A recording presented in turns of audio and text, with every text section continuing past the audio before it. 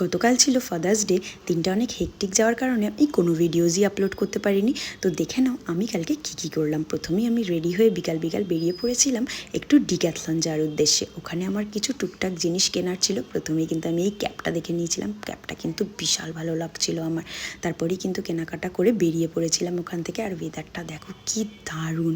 তারপর ওখান থেকে বেরিয়ে কিন্তু আমরা আভানি পৌঁছে গেছিলাম, আভানি রিভার সাইড মল। ওখান থেকে কিন্তু ট্রেন্ডস থেকে আমরা কিনে নিলাম বাবা, কাকা আর বাপির জন্য একটু গিফট। বোনও কিন্তু চলে এসেছিলো। ও কিন্তু লেন্স কার্ট থেকে গ্লাস কিন্তু দেখে নাও, ও কিন্তু এই ফ্রেমটা কিন্তু ভালো লাগছিল। তারপরে কিন্তু ফ্রেম কেনার পর আমরা একটু খেয়ে দিয়েই কিন্তু আভানি থেকে বেরিয়ে পড়েছিলাম তিনজন মিলে। বেরিয়ে কিন্তু চলে এসেছিলাম আমার শ্বশুর বাড়িতে।